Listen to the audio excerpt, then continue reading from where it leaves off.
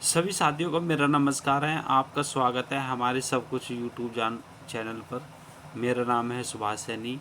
तो साथियों, डीआरडीओ से रिलेटेड काफ़ी अच्छी अपडेट है और इसी के बारे में जानते हैं कि डीआरडीओ ने विकसित किया है पैरासूट भारतीय जो वायुसेना के लिए।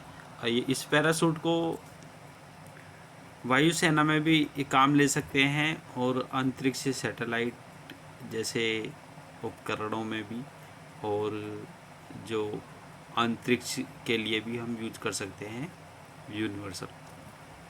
तो इसी पर बात करते हैं कि डीआरडीओ ने रचा इतिहास, कीर्तिमान जो है नया उन्होंने किया है। तो वायुसेना ने 32,000 फीट की ऊंचाई से किया मिलिट्री कॉम्बैक्ट पैराशूट का सफल परीक्षण।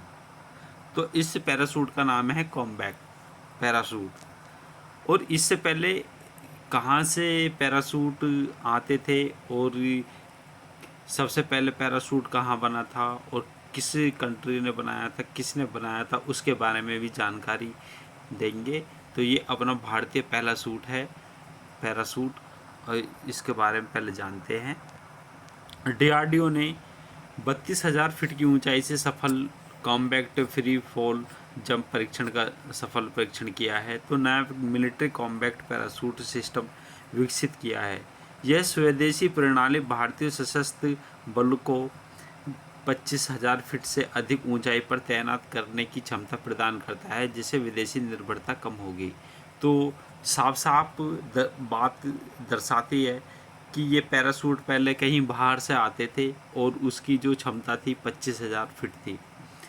रक्षा मंत्रालय अनुसंधान एवं विकास संगठन डीआरडीओ ने बेहतरीन तकनीकी व क्षमता लैस मिलिट्री कॉम्बैक्ट पैराशूट का विकसित सफल परीक्षण किया है। यह मिलिट्री कॉम्बैक्ट पैराशूट सिस्टम पद जो 32,000 फीट की ऊंचाई पर कामयाब रहा है। इस कॉम्बैक्ट पैराशूट से 32,000 फीट की ऊंचाई पर सफल कॉम्बैक्ट फ्री फॉल जंप परीक्षण किया है। यानी कि जब 32,000 की हाइट थी उसी टाइम से पैराशूट को खोल दिया गया था। इस परीक्षण के साथ डीआरडीओ ने एक नया कीर्तिमान भी स्थापित किया है।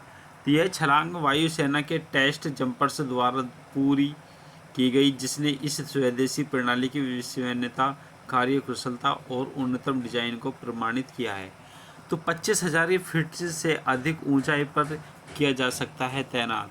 रक्षा मंत्रालय के अनुसार इस उपलब्धि के साथ मिलिट्री कॉम्बैक्ट पैराशूट सिस्टम वर्तमान में भारतीय सशस्त्र बल द्वारा उपयोग में आने वाले एकमात्र ऐसा पैराशूट सिस्टम बनाया गया है जिसे 25,000 फीट से अधिक ऊंचाई पर तैनात किया जा सकता है। स्वदेशी तकनीकी पर आधारित इस मिलिट्री कॉम्बैक्ट पैराशूट सिस्टम में कई विशेषताएं हैं। यह प्रणाली डीआरडीओ के 2 प्रयोगशालाओं के aerial delivery research and development establishment Agra defence bio engineering and electromedical laboratory Bengaluru द्वारा संयुक्त रूप से विकसित की गई है। मिलिट्री कॉम्बैक्ट पैराशूट में कई विशेषताएं हैं। डीआरडीओ का कहना है कि मिलिट्री कॉम्बैक्ट पैराशूट सिस्टम में कई उन्नतम सामरिक विशेषताएं भी शामिल हैं, जिसे इस प्रकार अवतरण दर जिससे सैनिक अधिक सुरक्षित रूप से उतर सके। इसकी श्रेष्ठ संचालन क्षमता जिससे पैराशूट स्टिक दिशा नियंत्रण कर सकते हैं। साथियों, पूर्व निर्धारित ऊंचाई पर जो सुरक्षित पैराशूट तैनाती व निर्धारित लैंडिंग जोन पर सटीक अवतरण है। साथियों, बात यह है कि इस पैराशूट से इतने ये फ़ायदा होगा कि जो हमारे हिल्स एरिया हैं, अगर वहाँ कभी युद्ध होने लगा तो हिल से, और जो हवाई जहाज़ है या लड़ाकू विमान है या जो भी हेलीकॉप्टर है, वो पहाड़ी से काफ़ी ऊंचाई पर उड़ सके और बैलेंस बन सके। तो इस चीज़ को भी देखते हुए भारतीय सरकार डीआरडीओ के निर्देश में ये विकसित किया है। तो रक्षा मंत्रालय का कहना है कि प्रणाली नेविगेशन विद इंडियन कॉन्स्टलेशन के साथ संगत है, जिससे भारत को पूर्ण स्वायत्तता प्राप्त होती है। यह किसी भी बाहरी हस्तक्षेप या सेवा के अवरोध से अप्रभावित रहती है। रक्षा मंत्रालय इसे आत्मनिर्भर की दिशा में बड़ा कदम मानता है। युद्ध की स्थिति में विदेश निर्भरता से कम रहेगी। मंत्रालय के अनुसार मिलिट्री कॉम्बैट पैराशूट सिस्टम के सफल परीक्षण ने स्वदेशी पैराशूट प्रणालियों के व्यापक उपयोग का मार्ग प्रशस्त किया है। यह प्रणाली ने केवल कम रखरखाव समय लागत के कारण आयातित उपकरणों की तुलना में अधिक उपयोगी सिद्ध होगी, बल्कि संघर्ष या युद्ध की स्थिति में विदेश निर्भरता पर भी कम रहेगी। तो रक्षा मंत्रालय राजनाथ सिंह ने उपलब्धि पर DRDO, सशस्त्र बलों और भारतीय उद्योग जगत को बधाई दी है। उन्होंने कहा है कि यह भारतीय स्वदेशी रक्षा क्षमता में एक ऐतिहासिक मील का पत्थर है।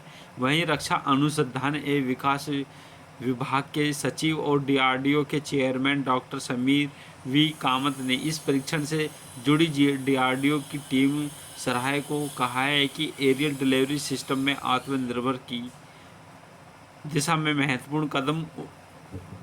यह सफल भारत की तकनीकी उत्कृष्टता और स्वदेशी नवाचार और आत्मनिर्भर रक्षा क्षमता का प्रतीक है, जो समस्त सशस्त्र बलों की परिचालन क्षमताओं को नए आयाम प्रदान करेगी।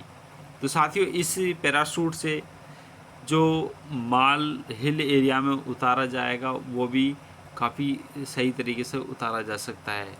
तो पैराशूट का लंबा इतिहास क्या रहा है और पैराशूट रेजिमेंट क्या है, इन दोनों के बारे में भी बात करेंगे। तो पहले बात करते हैं पैराशूट रेजिमेंट। पहला भारतीय हवाई गठन 50वां पैराशूट ब्रिगेड था, जो 29 अक्टूबर 1941 को बनाया गया था।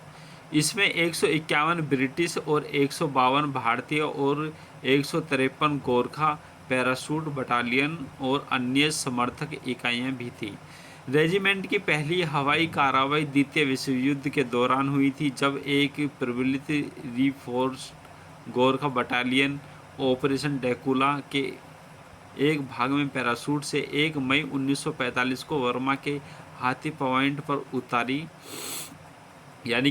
थी बटालियन। अच्छी तरह से ये सभी का सम्मान कमाया और हवाई युद्ध के आलोचकों के सहित सभी ने इस प्रदर्शन की प्रशंसा की। भारतीय पैराशूट रेजिमेंट का 1 मार्च 1945 का गठन किया गया था, जिसमें 4 बटालियन और स्वतंत्रता कंपनियों की संख्या को बराबर मिलाया गया था। साथियों, आज़ादी के बाद एयरबोर्न डिवीज़न भारतीय सेना को हाल ही में गठित पाकिस्तान के बीच विभाजित की गई थी।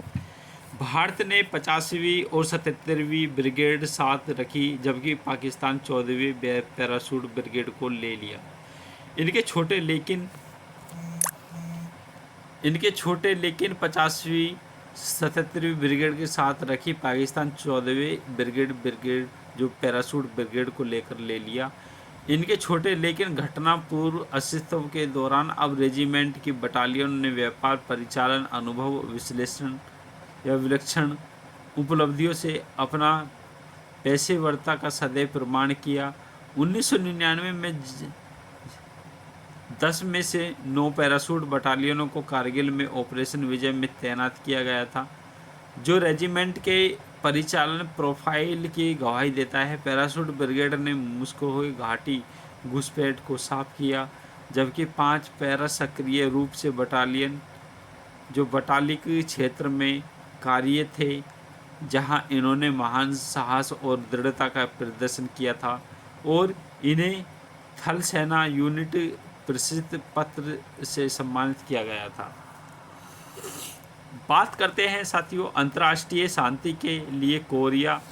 1953-1984 में जो है कोरिया के लिए, और गाजा 1956-1958 और सिएरा लियोन 2000 में भी पैराशूट इकाइयों को भेजा गया था।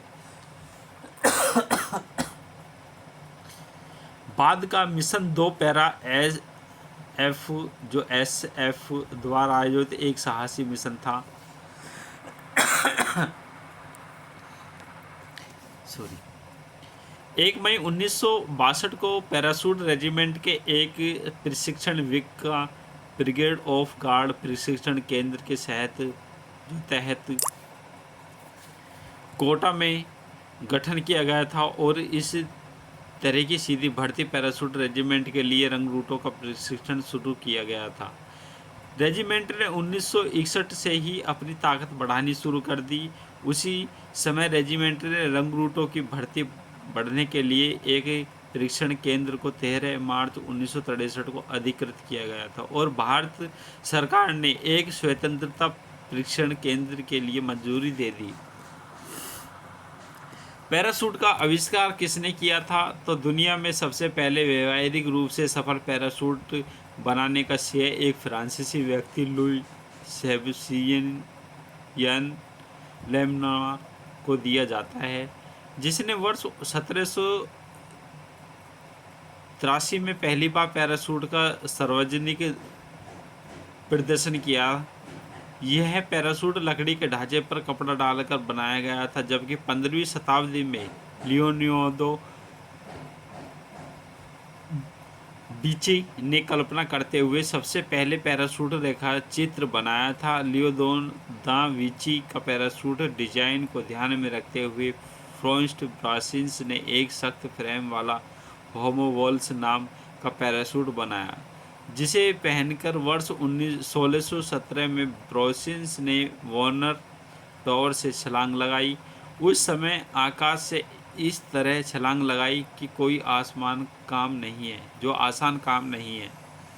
हालांकि वर्ष 1785 में फ्रांसीसी नागरिक जैक पियर ब्राचार्ड ने आपातकाल में पैराशूट का पहला प्रयोग किया था। इन्होंने ऊंचाई पर उड़े रहे एक हॉट एयर बैलून से एक कुत्ते को पैराशूट बंधी टोकरी के द्वारा नीचे उतारा था। जैक पियर ब्रोचार्ड ने पहली बार उपयोग करने में आसान होने के कारण सिल्क के कपड़े से पैराशूट बनाया था। इसी तरह के पैराशूट के द्वारा 1797 में फ्रांस के आर्दो गॉर्नरिन 3000 फुट की ऊंचाई से एक सफल छलांग लगाई थी और आर्दे गॉर्नरिन ने पैराशूट में कंपन को कम करने के लिए कुछ सुधार किए थे, जिससे पहला छिद्रित पैराशूट अस्तित्व में आया था। तो साथियों, ये जो आर्दे गॉर्नरिन ने पैराशूट में जो कंपन कम करने के लिए कुछ सुधार किए थे, जिससे कि पहला छिद्रित पैराशूट अस्तित्व में आया। यही पैराशूट पहले 1797 में इसकी स्थापना हुई और यही पैराशूट का प्रचलन हुआ और 1797 में एंड्रयूज नाम के व्यक्ति ने एक हॉट एयर बैलून में पेरिस के ऊपर 32,000 फीट की ऊंचाई पर उड़कर पैराशूट के इतिहास में नाम लिखा। 24 जुलाई 1837 को लंदन के बॉक्स हॉल गार्डन में रॉबर्ट काकिंग ने पैराशूट की उड़ान का प्रदर्शन किया, लेकिन 5000 फुट की ऊंचाई से गिरते समय पैराशूट का लकड़ी का ढांचा जो हवा में दबाव से टूटने के कारण रॉबर्ट की मृत्यु हो गई थी। तो साथियों, हमने ये सारी अपडेट अपने इस चैनल के माध्यम से आपको बताई है। तो साथियों, मेरे प्रिय साथियों जो परीक्षा की तैयारी कर रहे हैं, वो अवश्य इन नोट्स को ध्यान में रखते हुए हमारे चैनल को सब्सक्राइब और शेयर ज़रूर करना। प्रिय साथियों, मिलते हैं अगली वीडियो में। थैंक यू, धन्यवाद, आप सबका स्वागत है।